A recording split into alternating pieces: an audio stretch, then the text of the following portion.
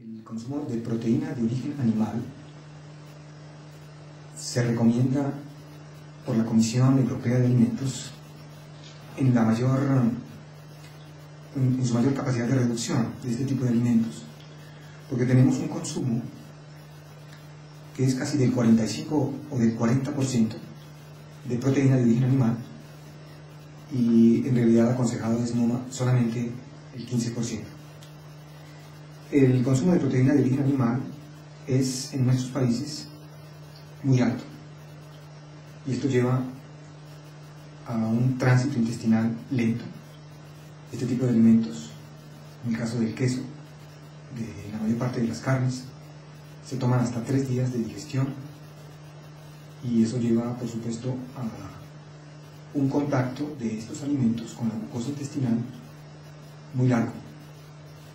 El contacto de este tipo de alimentos con la mucosa intestinal y la alta producción de amoníaco son uno de los principales factores en la producción de cáncer. Es decir, en otras palabras, un alto consumo de alimentos de proteína de origen animal están directamente relacionados con el cáncer de colon. Las casas de salud o los seguros sociales en la actualidad en algunos países, como por ejemplo Alemania, Francia, Italia, España, invitan a los pacientes mayores de 50 años a que se hagan una coloscopia de control por la frecuencia o por la estadística alta de este tipo de cánceres. No solamente coloscopias, sino también hablamos de próstata, en el caso de los señores, de cánceres de piel. Entonces no es solamente un tránsito intestinal largo, sino se asocia también a que los aminoácidos que poseen estos productos de origen animal favorecen la producción de aterosclerosis, favorecen igualmente, por su alta cantidad de aminoácidos, la pérdida de calcio de los huesos. Y como puede ver, son no uno, sino son múltiples factores en realidad los que desaconsejan el consumo de productos cárnicos o de queso o huevo en sobredosis. Nuestro estómago es el órgano ideal, o el órgano que tiene bajo su responsabilidad la digestión de los alimentos proteicos que nosotros consumimos. Esta se inicia en el estómago por acción de los jugos gástricos. Poseemos en las paredes del estómago jugos gástricos que son supremamente ácidos, con un pH que llega de 0.8 a 1.5, y eso permite que haya división de las cadenas proteicas y se liberen en esta forma los aminoácidos. Esa producción de jugo gástrico no se da solamente al contacto con la proteína dentro de la mucosa del estómago, sino que encadena una fase cefálica a nivel del cerebro, y esta se realiza por medio de los estímulos que le dan nuestros sentidos, como la nariz, el oído, el ojo, la lengua, y esto aumenta o disminuye la producción de ácido. Por eso, cuando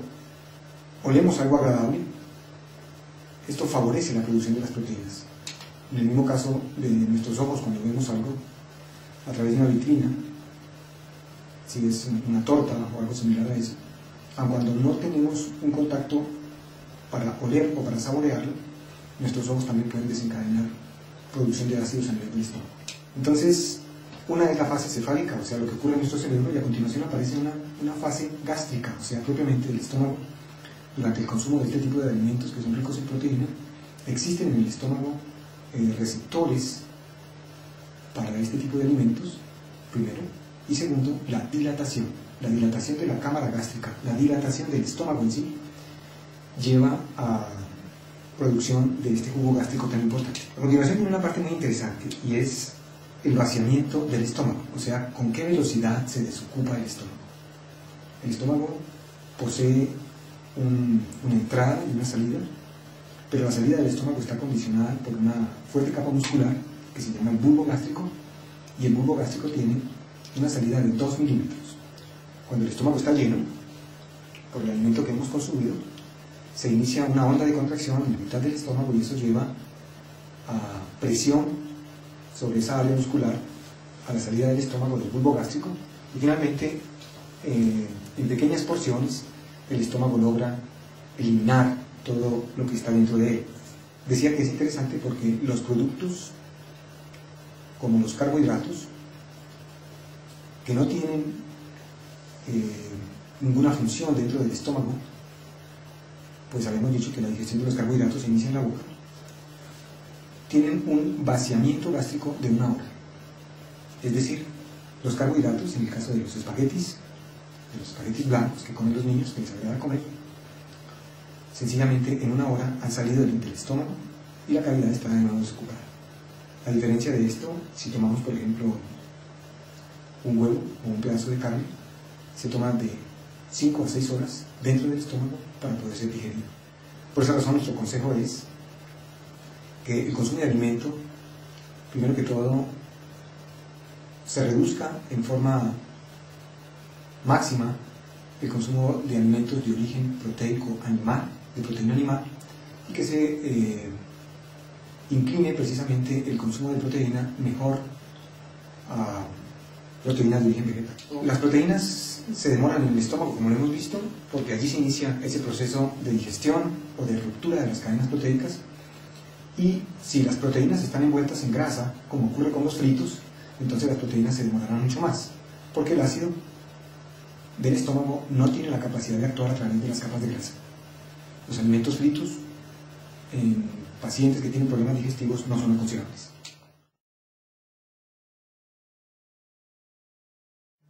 Existen varias diferencias entre la proteína animal y la proteína vegetal que valdría la pena hoy relacionarlas. Una es la digestión propia de las proteínas. Como hemos visto, si ustedes comparan un huevo frito, necesita un tiempo de digestión de 4 a 5 horas, con un pH supremamente ácido de 0.8 a 1, a diferencia si lo comparamos con un producto de origen vegetal, como en el caso de la soya, en la forma como ustedes lo pueden ver, si es tofu o si es otro tipo de alimento. Y allí entonces en los productos de soya se necesitan precisamente pHs de 4 a 5 y con un tiempo de digestión de 2 horas. Eso quiere decir que la correcta alimentación en los casos de problemas digestivos serían para personas que sufren de gastritis o de tránsitos intestinales muy largos. Sería ideal disminuir el consumo de alimentos de proteína animal o de origen animal e inclinarse más a alimentos de origen vegetal. La metionina, la fenilalanina y la tirosina son aminoácidos propios de los alimentos de origen animal y estos favorecen el desarrollo de cáncer. Estos aminoácidos son conocidos especialmente en diferentes estudios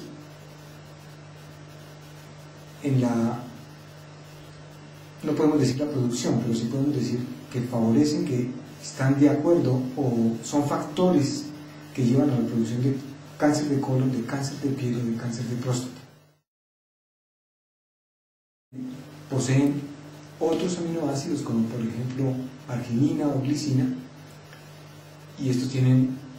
en relación con los anteriores un efecto protector sobre las arterias y todos los procesos de arteriosclerosis. El colesterol